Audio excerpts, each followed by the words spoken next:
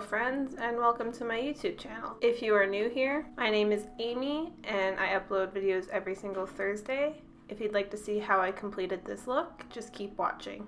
So starting off with the Anastasia Beverly Hills Eye Primer, I'm just going to take some of that on the back of my hand and then carve out my eyebrows and lay a base for my shadows.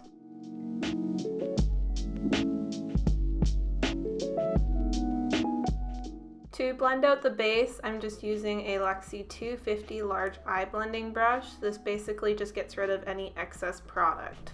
So jumping in with the ALYSSA Edwards and Anastasia Beverly Hills palette, I'm taking Dream It on a Morphe M213 brush, and I'm basically laying out where I want my cut crease and the shape of it that I'm wanting. Taking the shade Believe, I am going to go over where I put Dream It, just on top of it. This is basically going to start our gradient up into 4 different colors. Now taking the shade Texas Made, I am doing the exact same thing all over again. Again, we're creating that gradient, so we will be blending later.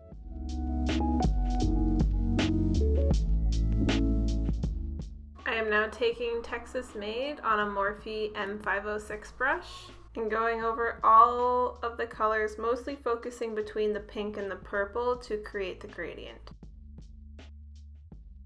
Now taking the shade Brick Road on the M506 brush that I was previously using, I just cleaned it off on a cloth. I am going over mostly focusing where the pink is to create a gradient from the pink to the yellow. So you should have an orange kind of shade showing up eventually.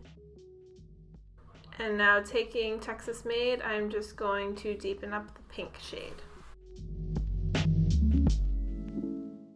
Taking a large fluffy brush, I'm just going over all of the colors just to kind of create a blend.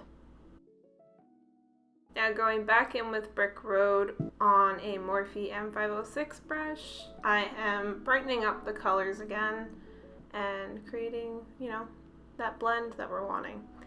So I'm basically taking all of the colors again and just going over them, and it kind of creates a seamless blend going upwards. If you place them, blend them, and then place them again, and then blend them. It's a very long blending game. To go into finer detail with the pink, because that's the color I want it to show the most, I am taking a Morphe E36 brush. It's a detailed blending brush, and I'm basically just, putting Texas Made back into that crease. Now I'm just further blending with that Morphe M506 brush. There's no additional product on there. I'm going back and forth with the pink shade on the other brush and the M506 brush just to kind of make sure that everything is blended seamlessly. I will be going in with all of the other shades as well, making sure they are still in depth, but also blended. My looks are often going back and forth between all of the brushes and shades just until I get the blend I want. Now to clean up the cut crease area, I'm just taking one of those sponge applicators and using the Garnier Micellar water to clean up the area and kind of loosen up the primer that is stuck to the lid. I'm also going to use this to sharpen my wing up a little bit in preparation for a makeup wipe, which I am now using to further clean up and make sure that everything is ready to cut the crease. To cut the crease, I am using a Sigma lip brush with the ABH eye primer, just going over and making sure that everything is super sharp and the way that I want it, mostly following the line that I created with the shadow. To blend everything out, I'm going to use a sponge applicator and the Sigma concealer brush to make sure that everything is opaque. Dipping into the shade Headliner, I am just going to set that cut crease down because that's all I'm doing for that. Now for the fun part, we are taking the Suva Beauty Hydra Liner in Luster Lilac. To use this, it is a water-activated eyeliner. So basically you dip your brush in the water and then you create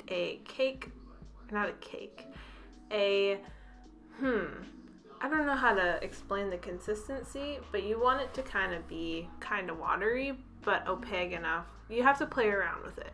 Anyways, I'm following the cut crease line from underneath the blue, and I am lining my cut crease with this beautiful shade, and then I am winging out the outer corner to attach it to the cut crease wing.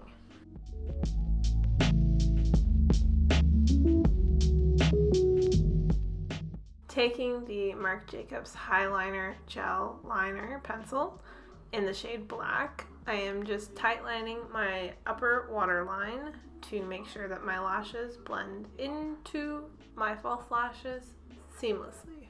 Before lash application, I am going to curl my lashes. This is the lash curler from Glam Cosmetics, and I am taking the Tarte Big Ego Mascara in the shade Black.